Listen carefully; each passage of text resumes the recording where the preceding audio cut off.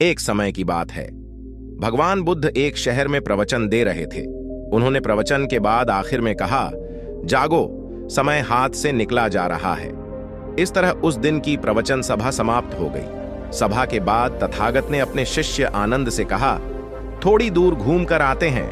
आनंद भगवान बुद्ध के साथ चल दिए। अभी वे विहार के मुख्य द्वार तक ही पहुंचे थे, लेकिन वहीं पर रुक गए।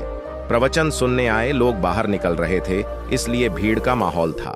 वे दोनों भीड़ कम होने का इंतजार करने लगे। इसी बीच उस भीड़ से निकलकर एक स्त्री भगवान बुद्ध के नजदीक आई और उसने हाथ जोड़कर कहा, तथागत, मैं नर्तकी हूं। आज नगर के श्रेष्ठी के घर मेरे नृत्य का कार्यक्रम पहले से तय था, लेकिन मैं उसके बारे में भूल चुकी थी। यहां जैसे ही आपने कहा कि जागो, समय निकला जा रहा है, मुझे तुरंत इस बात की याद आई कि मुझे कार्यक्रम में जाना है। उसके बाद एक डाकू भगवान बुद्ध से मिला और उसने कहा, तथागत, मैं आपसे कोई बात छिपाऊंगा नहीं। मैं भूल गया था कि आज मुझे एक जगह डाका डालने जाना था, पर आज उपदेश सुनते ही मुझे अपनी योजना याद आ गई। इस तरह एक बूढ़ा व्यक्ति भगवान बुद्ध के पास आया और उसने कहा, तथागत, जिंदगी भर दुनिया भर की चीजों के पीछे भागता रहा। अब मौत का सामना करने का दिन नजदीक आता जा रहा है। अब मुझे लगता है कि सारी जिंदगी यूं ही बेकार हो गई। आपकी बातों से आज मेरी आंखें खुल गईं। आज से मैं अपने सारे मोह छोड़कर निर्वाण के लिए कोशिश करूंगा। जब सब लोग चले गए, तब भगवान बुद्ध ने कहा, आनंद, ध्यान दो। प्रवचन मैंने एक ही दिया, लेकिन उसका हर किसी ने अलग अलग मतलब निकाला। एक बार गौतम बुद्ध सिंसवा वन में पर्णशैया पर विराजमान थे कि हस्तकालाबक नामक एक शिष्य ने वहां आकर उनसे पूछा, भंते, कल आप सुखपूर्वक सोए ही होंगे? हाँ कुमार, कल मैं सुख की नींद सोया। किंतु भगवान, कल रात तो हिमपात हो रहा था और ठंड भी कड़ाके की थी। आपके पत्तों का आसन तो एकदम पतला है, फिर भी आप कहते हैं कि आप सुख की नींद सोए। अच्छा कुमार, मेरे प्रश्न का उत्तर दो। मान लो किसी गृहपति के पुत्र का कक्ष वायु रहित और बंद हो, उसके पलंग पर 4 अंगुल की पोस्तीन बिछी हो, तकिया कालीन का हो तथा ऊपर वितान हो और सेवा के लिए 4 भार्याएं तत्पर हों, तब क्या वह गृहपति पुत्र सुख से सो सकेगा? हाँ भंते, इतनी सुख सुविधाएं होने पर भला वह सुख से क्यों न सोएगा? उसे सुख की नींद ही आएगी। किंतु कुमार, यदि उस गृहपति पुत्र को रोग से उत्पन्न होने वाला शारीरिक या मानसिक कष्ट हो, तो क्या वह सुख से सोएगा? नहीं भंते, वह सुख से नहीं सो सकेगा। और यदि उस गृहपति पुत्र को द्वेष या मोह से उत्पन्न शारीरिक या मानसिक कष्ट हो, तो क्या वह सुख से सोएगा? नहीं भंते, वह सुख से नहीं सो सकेगा। कुमार, तथागत की राग, द्वेष और मोह से उत्पन्न होने वाली जलन जड़ मूल से नष्ट हो गई है। इसी कारण सुख की नींद आई थी।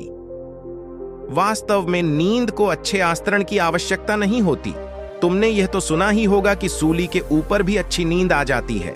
सुखद नींद के लिए चित्त का शांत होना परम आवश्यक है, और यदि सुखद आस्तरण हो तब तो बात ही क्या। सुखद नींद के लिए वह निश्चय ही सहायक होगा। एक दिन एक व्यक्ति बुद्ध के पास पहुंचा। वह बहुत अधिक तनाव में था।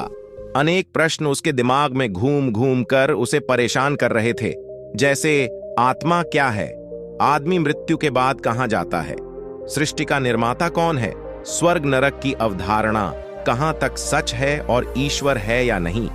उसे इन प्रश्नों के उत्तर नहीं मिल रहे थे। जब वह बुद्ध के पास पहुंचा तो उसने देखा कि बुद्ध को कई लोग घेर कर बैठे हैं। बुद्ध उन सभी के प्रश्नों व जिज्ञासाओं का समाधान अत्यंत सहज भाव से कर रहे हैं। काफी देर तक यह क्रम चलता रहा, किंतु बुद्ध धैर्यपूर्वक हर एक को संतुष्ट करते रहे। बेचारा व्यक्ति वहां का हाल देखकर परेशान हो गया। उसने सोचा कि इन्हें दुनियादारी के मामलों में पड़ने से क्या लाभ। अपना भगवत भजन करें और बुनियादी समस्याओं से ग्रस्त इन लोगों को भगाए। किंतु बुद्ध का व्यवहार देखकर तो ऐसा लग रहा था मानो इन लोगों का दुहक उनका अपना दुख है। आखिर उस व्यक्ति ने पूछ ही लिया, महाराज, आपको इन सांसारिक बातों से क्या लेना देना? बुद्ध बोले, मैं ज्ञानी नहीं हूं और इंसान हूं। वैसे भी वह ज्ञान किस काम का जो इतना घमंडी और आत्म केंद्रित हो कि अपने अतिरिक्त दूसरे की चिंता ही न कर सके। ऐसा ज्ञान तो अज्ञान से भी बुरा है। बुद्ध की बातें सुनकर व्यक्ति की उलझन दूर हो गई। उस दिन से उसकी सोच व आचरण दोनों बदल गए। कथा का सार यह है कि ज्ञान तभी सार्थक होता है जब वह लोक कल्याण में संलग्न हो। महात्मा बुद्ध एक गांव में ठहरे हुए थे। वे प्रतिदिन शाम को वहां पर सत्संग करते थे। भक्तों की भीड़ होती थी क्योंकि उनके प्रवचनों से जीवन को सही दिशा बोध प्राप्त होता था।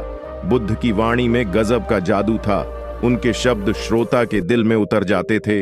एक युवक प्रतिदिन बुद्ध का प्रवचन सुनता था।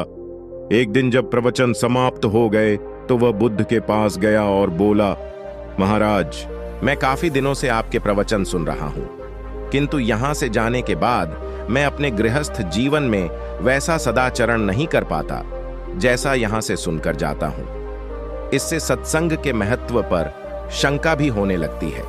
बताइए, मैं क्या करूं? बुद्ध ने युवक को बांस की एक टोकरी देते हुए उसमें पानी भरकर लाने के लिए कहा।